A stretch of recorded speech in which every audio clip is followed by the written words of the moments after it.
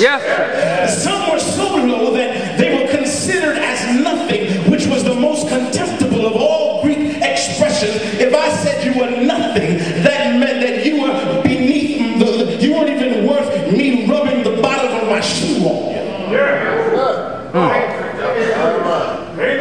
It was the very lowest insult possible. So what does God show by this? It's time to pull up the flaps and slow the plane down. What does God show by this? He demonstrates that the world's nobodies are his somebodies. Yeah. We're not finished with that thought. The world's nobodies are his somebodies. Now, that's so that if he so desires, he can take nothing and somehow make something out of it. And if he so chooses, he can take my nothingness and somehow make somethingness. I know that's not a word. He can take my nothingness and somehow make somethingness out of it. Then if he does that, I better use it to glorify his name, not mine. Yeah.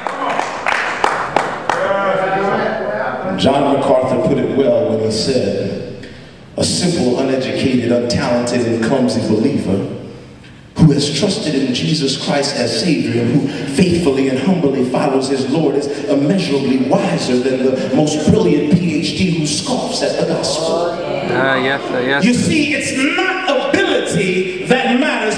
Preachers of Allegheny East Conference, you can tear up the pulpit, you can light it on fire and call everybody to come and watch it, but it's not ability that matters, it's availability. It's not scholarship that matters, it's relationship right out there. It's not fame, but faith. It's not the money, but ministry. And most important of all, it's not who you know, but whose you are that matters. The third and final option that God did not need. He didn't need a mighty Messiah. He took one that when they were at Pilate's, wherever they were, Pilate's court. I might be paraphrasing, but while they were at Pilate's court and Pilate came out with him and that other guy, Barabbas, he chose a Messiah that the folks looked at him and looked at Barabbas and said, we take Barabbas. He didn't need a mighty Messiah. He didn't need memorable members. And the last thing he didn't need is he didn't need to take, that he didn't need is having a moving message. Now, I say that for last because I know that would be the most controversial.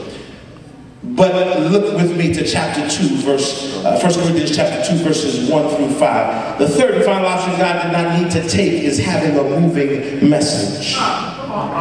Verse 1 of chapter 2 says, and I, when I came to you, brothers, did not come proclaiming to you the testimony of God with lofty speech or wisdom. For I decided to know nothing among you except Jesus Christ and him crucified. And I was with you in weakness and in fear and in much trembling, and my speech and my message were not in plausible words of wisdom, but in demonstration of the Spirit and the power, that your faith might not rest in the wisdom of men, but what? In the power of God. He didn't need a moving message, but you know, if I gotta go here one more time, if you and I have been the planners of salvation. Bring it back. Yeah, Doc. Bring it back. Now y'all know I'm telling the truth on this one. That's right, come on. If you and I, Elder Cheatham, if we could just go into your office, you have a very nice office, and we could just go in your office and lock the door and lay some plans. I believe that we might have included some slick and impressive preaching in the plan of salvation. We would have looked for communicators that were extremely persuasive.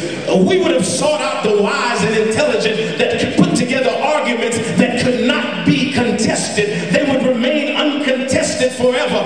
We would find people that know that are known for their rhetorical flourishes. Y'all know what I'm talking about. If we had planned it. If we had planned it. Instead, God chose a simpler method. And Paul understood this. If Keith would begin to play. Paul understood this when he was sharing the message of the gospel. He was not discussing men's ideas or insight. It was all about Jesus, not men's ideas or insight. It was all about Jesus.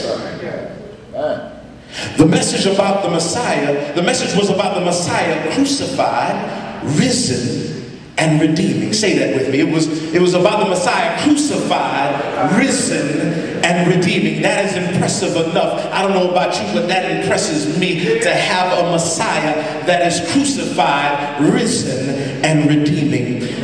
Jesus is busy redeeming. He's reaching out for you and for me. I was talking with one of our LEs, I believe. I don't even remember the brother's name, but we were talking earlier. He was telling me about his brother and brother and your mother. And Jesus is reaching out for them. He's reaching out for our brothers, our sisters, our mothers, our fathers, our husbands, our wives, our sons, our daughters. He's inviting the prostitutes, pushers, and pimps to find him as the lamb that was slain to take away the sins of the world. He wants to tell those who are worn out and washed up that he is the rock in a weary land. He wants to tell the hopeless and the hurting that he is the balm in Gilead who heals the wounded soul. He wants to tell the addicted that he is the atonement for their mistakes.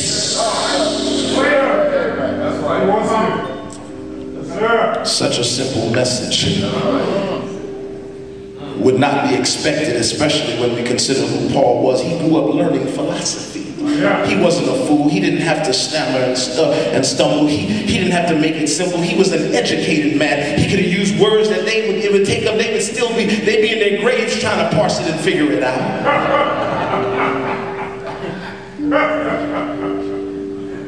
But Paul knew that evangelism was not just a matter of intelligence.